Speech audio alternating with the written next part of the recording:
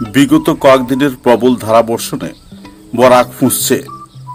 মণিপুর, মিজোরাম তথা বিভিন্ন এলাকায় ভূমিস্খলনের ঘটনার পর পাহাড়ের জল বরাক নদীতে নামার ফলে ফুঁসছে বরাক।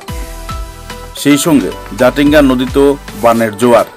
সমগ্র বরাক উপত্যকা, ডিমা হাসাও জুড়ে বর্ষণের ফলে সমগ্র উত্তর পূর্বাঞ্চলে আতঙ্কের পরিবেশ সৃষ্টি হয়েছে।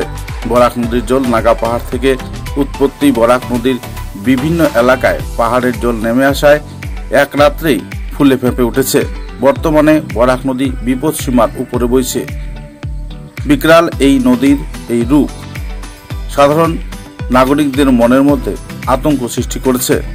কারণ চর এলাকা প্লাবিত হওয়ার সঙ্গে সঙ্গে বিভিন্ন এলাকায় জল প্রবেশ করায় সাধারণ জনজীবন ব্যাহত হচ্ছে। সীমান্তবর্তী এলাকায় আবাসিক নাগরিকেরা বেহাল অবস্থায় জীবনযাপন করছেন। বন্যার প্রকোপ ইতিমধ্যে বরাক উপত্যকার বিভিন্ন গ্রামে প্রভাব ফেলেছে। কাটিগোড়া থেকে শুরু করে কালাইন, বলেশ্বর সহ বিভিন্ন এলাকায় নদী জল সমতল এলাকায় প্রবেশ করায় সাধারণ নাগরিকদের ঘরের ভিতরে জল ঢুকে গেছে।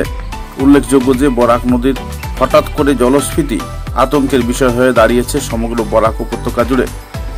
প্রবল বর্ষণের পর রেমল টর্নেডোর এই প্রভাব সমগ্র বরাক উপত্যকায় পরিলক্ষিত হচ্ছে। প্রবল বর্ষণে ভূমিস্খলন সহ বিভিন্ন লোকের প্রাণহানিও ঘটেছে। মিজোরামে ভূমিধসে 10 জনের মৃত্যু হয়েছে। অন্যদিকে মণিপুরে ভূমিধসে 3 জনের মৃত্যু হওয়ার খবর পাওয়া গেছে।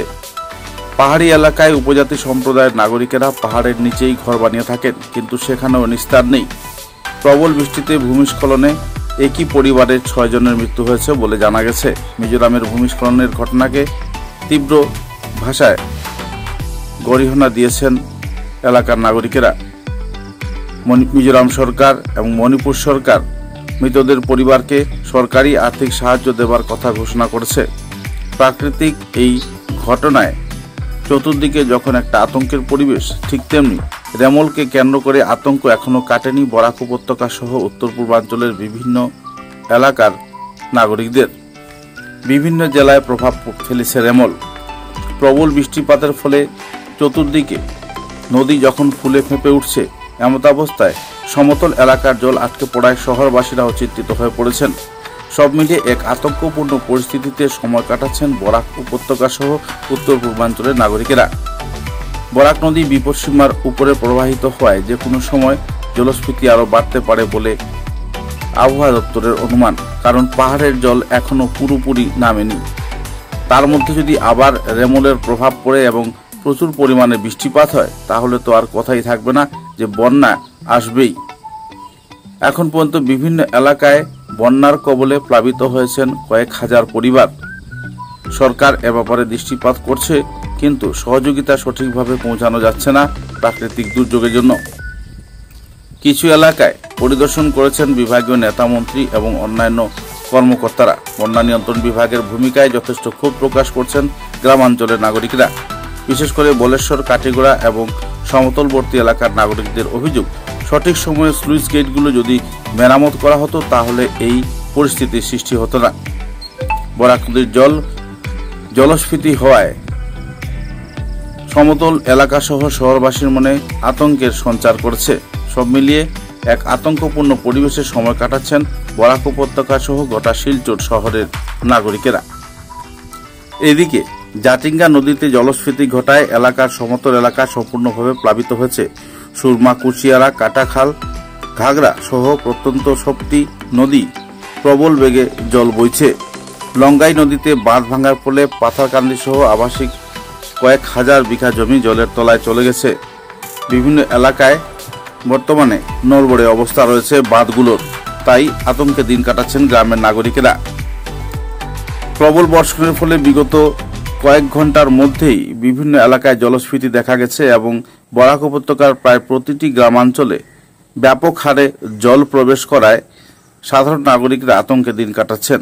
ক্ষেতের সবজি সহ ধান এবং অন্যান্য ফসল নষ্ট হয়েছে। পশুদের খাদ্য এবং খাবার ব্যবস্থা বর্তমানে করতে পারছেন না গ্রামের কৃষকরা। কোনো ধরনের সরকারি সহযোগিতা না পাওয়ায় কৃষকদের মাথায় হাত। কৃষকদের বক্তব্য, অতি সত্বর এই বাঁধগুলো যদি মেরামত করে নেওয়া হতো তাহলে হয়তো এমন হতো না। কৃষকদের এই সমস্যাকে কেন্দ্র করে প্রশাসন এবং সরকার বারবার দৃষ্টিপাত করলেও তেমনভাবে কোনো পদক্ষেপ নেয়নি বলে অভিযোগ কৃষকদের। বন্যা নিয়ন্ত্রণ বিভাগের কার্যবাহী অভিযন্তার বিরুদ্ধে ক্ষোভ উগরে দিচ্ছেন প্রত্যন্ত এলাকার নাগরিকেরা। তাদের বক্তব্য, সময়োচিত কাজের সময় যখন কাজ করা হয়নি তখন এখন হাহুতাশ করতে হচ্ছে কৃষক তথা সাধারণ নাগরিকদের। কারণ বন্যার জল তাদের ঘর ভরে গেছে এবং সঠিক সময়ে সেগুলো মরম্মত করা হয়নি, যেমন করে স্লুইস গেট, বাঁধের সংস্কার এবং অন্যান্য কার্যগুলি। ঠিকাদার এবং ইঞ্জিনিয়ারদের নিজস্ব সিন্ডিকেটে চলছে অবাধ লুণ্ঠন।